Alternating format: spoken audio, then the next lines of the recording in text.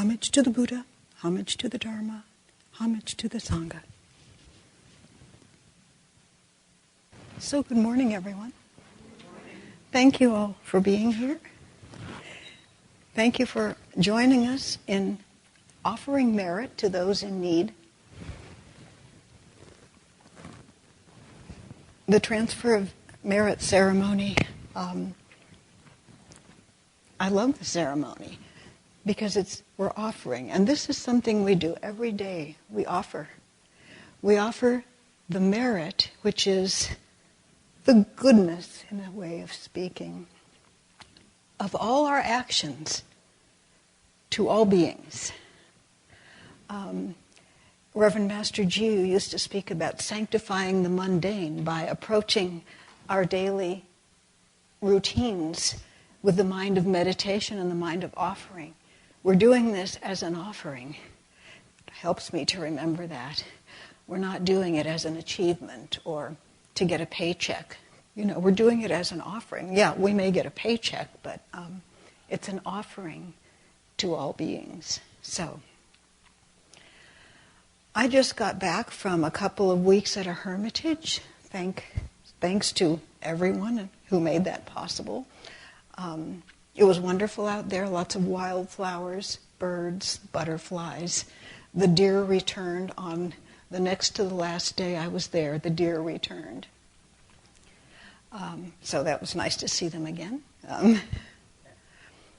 But I just returned a couple of days ago, and I'm still gearing up to the pace of life here, which is a little faster than it was at the hermitage. We think of a monastery as a peaceful place, and it is. I think some people may have an idea of a monastery where everyone just sits like this and doesn't really do too much or does everything very slowly and deliberately. And that's not, it is a peaceful place, and there's a lot to do. It's true everywhere that there's a lot to do. So sometimes there's so much to do that it can seem overwhelming. To me, anyway. I find that. The to-do list just gets so long, one realizes not all those things on there are going to get done. So sometimes there's so much to do, it can seem to challenge the ability to keep to the path of practice. And that's what we're here for. That's why we're doing these things. It's the path of practice. It's not checking off each and every single item on that list by the end of the day. It's keeping to the path of practice. So over these past few months, there's been a lot to do. It's been a time when it's been a pretty active time in the monastery. So I've been reflecting on ways of keeping my Dharma practice uppermost throughout all this activity. And offering the merit of all that we do to all beings, wherever they may be. And that really helps if I remember that I'm not doing this for some reason of my own. I'm doing it for the benefit of all beings everywhere. That helps. That's uplifting. So the title I gave to this talk is What to Do? And it has a question mark after it. My computer wouldn't accept what to do with a question mark after it as a file name. It would not accept any file name with a question mark in it. So I fooled it. I wrote, what to do question mark with words. So what to do? In a monastery, quite often the job of answering this question, what to do for the community and the congregation, falls to the abbess or other senior officers of the monastery under the abbess's direction, relieving us of the necessity of making numerous tough decisions. The monastic schedule also relieves us of this necessity. So we could say, what to do? Oh, it's 8:45, time for breakfast, and that takes care of that. But outside the monastery, the days are filled with what to do moments. the monastic schedule, the abbess and the senior officers of the monastery give us this great blessing of having a lot of these things taken out of our consciousness even. However, at the hermitage it was a little bit different. I was the only one out there, so there was nobody to help me by making us things, telling me what I was going to be doing that day. And I didn't make a schedule for myself. I deliberately don't make a schedule for myself when I'm at the hermitage. I mean, some days I do set times for sitting and working and so on, but generally there isn't a formal schedule. So I really had an opportunity to catch the dithering mind at work. Every day was filled with these little decisions. What to eat for lunch? Well, whether I should even have lunch or wait till later and just have a big snack. Or if I had a snack, then what would I have for it? But if I had lunch, I'd have something different. And what would that be? What to do next? Shall I go for a walk maybe? Or shall I go outside and do some woodwork? Shall I go for a walk? Well, let's go for a walk. Okay. On the dirt road, the gravel road, or on the trails? And it's silly. It's silly to look at it now. And out there, these things can assume an importance that might bring up a little bit of worry. I could find my mind getting into a little bit of a knot about whether to have lunch now or later. So I have to let go of that. You have to sort of take a deep breath and let go of that. Because in the long run, what difference did it make if I ate lunch now or later? And I have to ask myself that. Okay. So in the monastery, though, even though we have these great blessings of the abbess and the seniors and the schedule, we still have to make a lot of decisions every day. And above all, taking care of what we do in our spiritual practice. Because that's coming from in here, in here, in here. And only we can do our practice. We can certainly benefit from the guidance of those senior to us and the wisdom of the teachings that have been put out through the years. And we need to do this work of training with the mind. It's our, the mind is here. So what to do with our minds? It's sitting on the cushion when we meditate. The meditation instruction really has all the information in it. Neither trying to think nor trying not to think. Neither grasping nor pushing away. Just sitting with no deliberate thought. Allowing the thoughts, feelings, emotions, opinions, all those things, reviews of the day's news, whatever, just to allow them to come and pass. Simple, right? Simple, not easy. So we go about our day here in the monastery, and the question becomes what to do when we feel that circumstances and other people are driving us crazy. Because that's how it tends to be for me when there's so much to do and so little time. I can begin to feel that, especially, not so much the other people, because I've learned enough by now to know that it's up to me and it's not the other people who are driving me crazy. The circumstances, though, I can tend to feel that, well, if only I didn't have so much to do, that could, I would feel a little more sane. So what to do?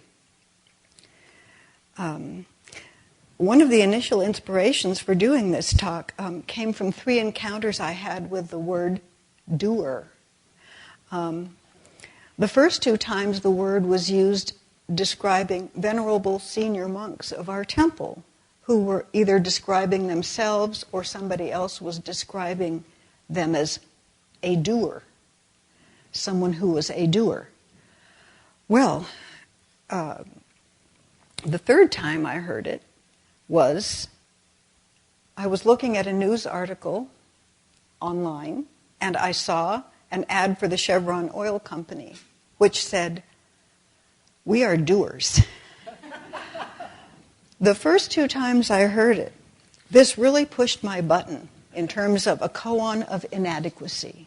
because my first thought was, of course, this button is my conditioning that's been with me for a long time and doesn't stop to think at times. Okay, I'm not a doer, therefore I'm inadequate. I need to be more like these other people if I want to be a good monk. But I'll never be like they are because they have more energy than I do. They know how to do more things than I do. How can I be a doer when I really don't know how to do very many things? So on. Then I was presented with the word doer in terms of an oil company. And I looked at that, and it just flipped to the other side of the coin. Here I am. Well, I'm not a doer who's always busy polluting the environment and killing the planet. Everybody ought to adopt a more laid-back attitude and be just like I am. And then the planet would be just fine. And so that was a great exercise in watching the mind and being with the mind as it did this complete flip-flop. Isn't that interesting, what it can do? And thank heavens for our meditation practice, because that's what allows us to be able to watch the mind and help it not get stuck in our old conditioning. But meanwhile, I went through a time of mental and emotional agitation while knowing that it was mental and emotional agitation and resolving to train my way through it. Our practice gives us presence of mind to take a step back, take a deep breath, and recognize what this is that's happening. That's the first, for me, it's a very helpful first step to recognize what's happening. When I go through these mental and emotional storms, they remind me of going through a hurricane, because I lived in a hurricane place for a while, a place subject to hurricanes. And one time, a big hurricane came and hit directly where I lived, pretty much.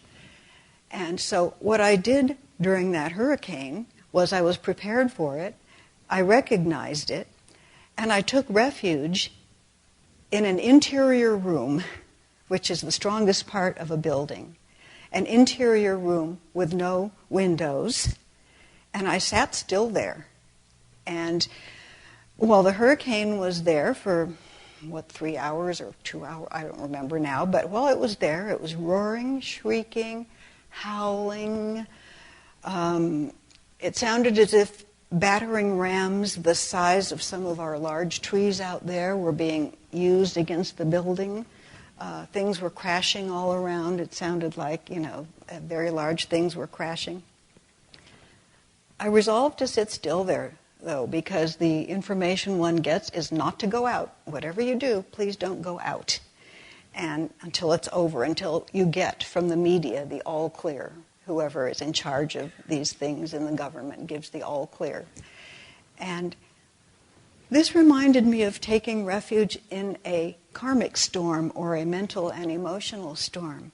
We withdraw within into the strongest part, and I don't want to take the analogy too far, but into our heart of meditation. We withdraw within and sit still. And this storm can be howling, shrieking. A great description of it is in the Life of Asia, the portrayal of the attack by Mara of the Buddha when he was sitting under the Bodhi tree. Howling, shrieking, tempting, crashing, banging, whatever. So we're withdrawing within and taking refuge in something greater than ourselves, greater than our personality, opinions, and conditioned habits. We all have conditioned habits, whether we want to or not. They start happening, who says, from how many lifetimes ago, and certainly in this lifetime, from infancy, when our parents, our culture, the TV, our teachers, our schools, on, begin conditioning us in certain ways. And it's hard to see those things in ourselves. It's kind of like trying to see your own face. It's there, but you don't see it. So when we pay attention, attention is really a great word too. Paying attention or giving attention. I like to think of giving attention. It's a gift. So by giving our attention to the circumstances, what's arising from within and what's going on outside of us, there's an awareness there that's deeper than the thinking, feeling, and conditioning. It's an awareness that something's going on that needs attention, and so we can ask from that awareness what to do, what needs to be done. So in this particular case of the inadequacy pride situation showing up and kind of really pounding on me a bit, I started thinking about the judgmental mind with a contemplation. A contemplation is related to a meditation. It's not the same thing because one decides to take something and hold it up and let the thoughts contemplate that thing, that issue. So I asked the question, okay, I'm not a doer, I'm inadequate. Or I'm not a doer, that's good because I'm not doing as much harm as people that are running around being busy all the time. So I asked the question about me not being a doer. Is this true? Is it even true? So I imagined then sitting down at the end of a day and making a reverse to-do list.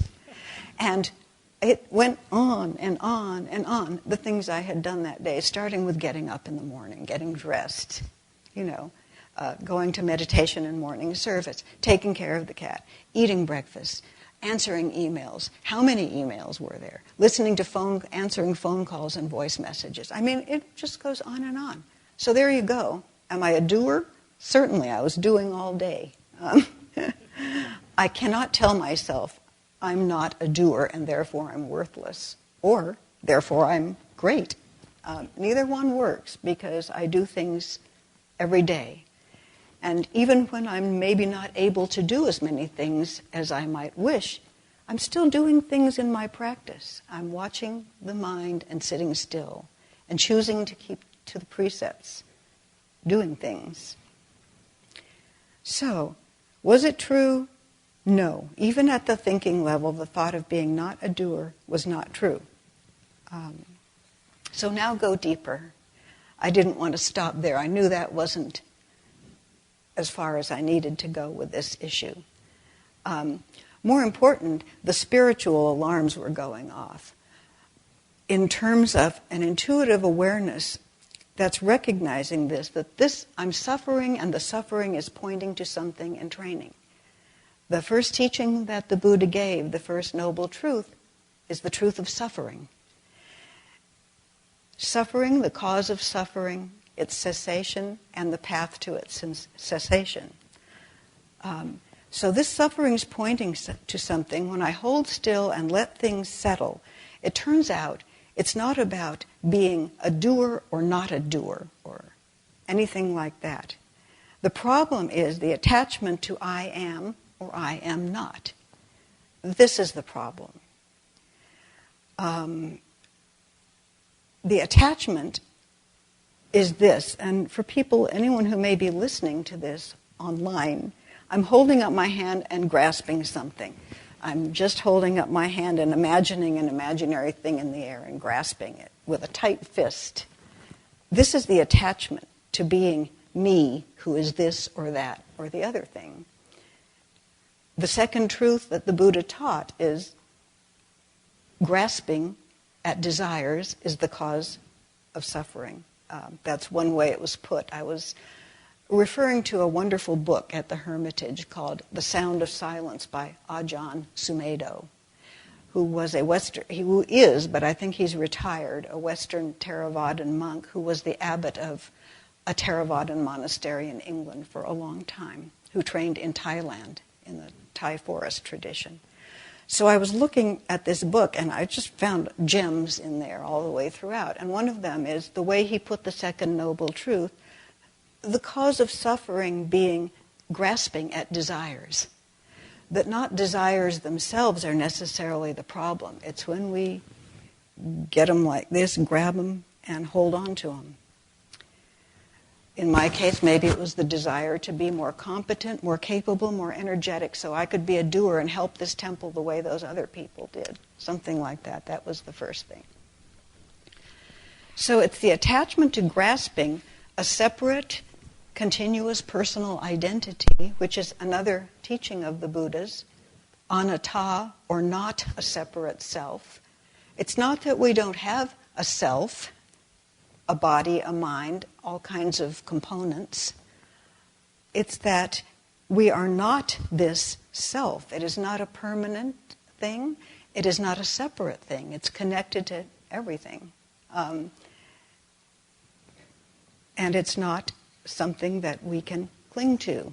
So when we try to do that, it's causing us suffering. So the question goes right back to what to do to help this suffering being who's still kind of agitated about being this or being that. Is it good to be this or bad to be this? So going on, taking refuge in the Dharma, the word doer reminded me of some specific teachings where it appears. The first one is from the Theravadan tradition, from a scripture called the Visuddhimagga. And please forgive me if it's not really a scripture, it may be a commentary. I'm not that learned, but a work called the Visuddhimagga in the Theravadan tradition, which says, "No doer is there who does the deed, nor is there one who feels the fruit. Constituent parts alone roll on. This indeed is right discernment." So constituent parts, I think, I wonder if there's maybe a different translation that doesn't sound so much like a machine. But our body and our mind and our consciousness, it's all made up of parts. Earth, water, fire, and air, form, sensation, thought, activity, consciousness. These are all the constituent parts that it's referring to. But I do like the term constituent parts alone roll on, which means that our actions have consequences in the future. Our attitudes that we cling to continue to go on, and, giving us a good reason to work on helping them now and not passing them on to some other being. So this teaching, no doer is there that does the deed, nor is there one who feels the fruit, points to realizing that the personality view, the me as my separate self, who is this or that, short or tall, a doer or not a doer, good or bad, isn't the essence of being. Reverend Master Daizui, the late head of our order, for anyone who doesn't know, used to call our self a convenient fiction. It lets you go down and get a driver's license, drive a car. It has a certain name on it so that not anybody can just get in the car and pretend that they're you and drive the car. You have to show the DMV that you can drive. And so, you can go to the bank and they put out your ID and they give you your money, not somebody else's money from their account. But, so it helps us get through daily life with all its myriad details. And it's not the essence of our being. I sometimes forget that. Not being, no doer is there who does the deed, nor is there one who feels the fruit. That means, the fruit means the consequences of our actions, whether for good or for suffering. That doesn't excuse us from being responsible. No one feels the fruit. We still need to take care of what we do, so that doesn't excuse us from that. To keep suffering from rolling on to harm other beings. And doing that, paying attention, giving attention is really important. All throughout this, giving attention to what we do. Cats, the last couple of cats that I've lived with in the last years have both been great teachers on giving attention, because they were both cats that were social and asked for attention. They don't just sit in the corner and let you do whatever it is you want to do. usually it's working at the computer, doing something in my room, working at the computer, doing some monastic office work or something like that, writing up this talk, whatever. And sometimes the cat wants attention. And various techniques they use are, if I'm typing, to reach up with a paw and start grabbing my arm and taking it away from the typing. Or another cat, the current cat that I have now, that lives with me now, likes to take things off my desk. If she comes and asks for attention, she gives me plenty of chances to respond. And when I don't, she takes things off my desk and starts shredding them and chewing them. And they can be like the bill from the insurance company or So I've learned that I can offer attention, that other beings sometimes need attention, and that I can make the choice to offer it to them as a gift, So if I just give my cat, a couple of minutes of just being with her, that usually does the trick. So, paying attention.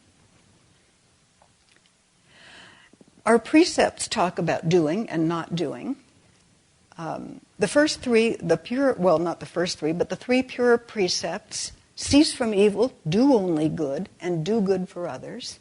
That's all about doing, and the first one of them is about stopping. So that's about not necessarily doing, but about ceasing from evil.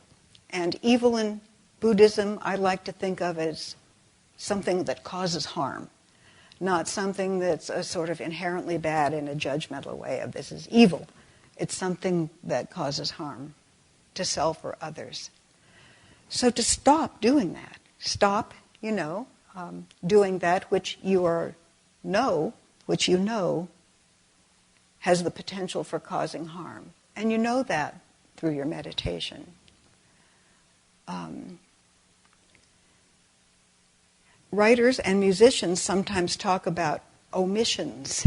That is what one leaves out of a piece of writing or a piece of music, which is as important or more important than what's actually in there. I took a lot out, believe it or not. I took quite a bit out of this talk before giving it.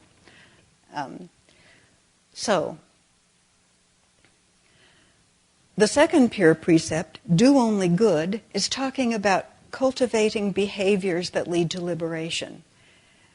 And we have a good specific example, the paramitas, or perfections: generosity, perceptual behavior, patience, vigor, meditation, and wisdom. So those are all things we can do during the course of our day. Under the umbrella of doing only good, those are all practices that we can actually do. They aren't ideas that come from a book. They're practices to use in our daily life. Just take one, patience. Do you ever have an opportunity to use patience in your daily life? How many each day, So there's something we can do. What to do? Practice patience. And I say practice because it takes a lot of practice, and encourage you not to be too impatient with yourself in practicing patience. It doesn't happen right away. So there's a lot of helpful teaching what to do. And the third pure precept, do good for others, that's been a little tougher for me. And so it helps me to sometimes refer to, in the Dhammapada, this is stated as to purify one's mind. Cease from evil, do only good, and purify one's mind or one's heart. That helps me kind of avoid the trap of separating myself and others. Do good for others, okay, and helps determine what to do to help others. Helping others can be tricky. One monk who was a social worker before becoming a monk talks about a sign that was up in their office that said, "The helping hand strikes again." And we have numerous occasions of the helping hand striking again around the monastery when you live in any community or a workplace or a family. I'm sure the helping hand strikes there too. One puts down a book, for example, in a safe place because you have to go do something else and you're going to come back to it later. And when you come back to it, the helping hand has struck again because somebody has tidied up and put the book maybe back in the library, which is not a bad thing to do, you know. However, with a good intention, it's possible to try helping others, but maybe they don't need the help right at that moment. So the wise discernment of purifying one's heart, we can always do that, purifying one's mind. Okay, another teaching on doer and doing was from Great Master Dogen in the Kyoju Kaiman commentary on the third great precept, do not covet. Great Master Dogen's comment is the doer, the doing, and that which has the doing done to it are immaculate. Therefore, there is no desire. It's that last part that's very interesting. Therefore, there is no desire. The word desire is what brought me back to the Buddha's The Four Noble Truths. And the cause of suffering is grasping at the desires that come up for us, grasping at them like this. The opposite of grasping, by the way, is this. And what I'm doing now for anyone listening is I'm holding up a hand open with the palm facing upwards. This is grasping, either way, grasping and not grasping. Opening is letting go. There's a wonderful book on meditation by the Japanese Soto Zen master of the last century, Uchiyama Roshi, called Opening the Hand of Thought. I love that description of what we do in meditation practice. Opening the hand, we're opening the hand of what we're thinking up here, meaning allowing it to arise and pass. Okay, so do not covet is sometimes stated as not to indulge in sexuality. That's good and helpful, and I think for me it's bigger than that, because for me it includes grasping after any desire. To covet means to grasp, and leading directly to suffering. Coveting or craving implies a feeling about oneself lacking in something, which is really a denial of the truth of the Buddha nature in all of us, feeling that we're lacking in something, and then seeking for it outside oneself and grasping those things we think might help us get it. So all this desire and the suffering all come from ignorance, and we can open our hand of thought and our hand of doing and being, and just let the ignorance be and pass. Okay, so when asking the question what to do, one can be aware of what's behind the motivation. What is the motivation? And it's not too tough to be aware of this, especially in, sometimes it's subtle, other times it isn't.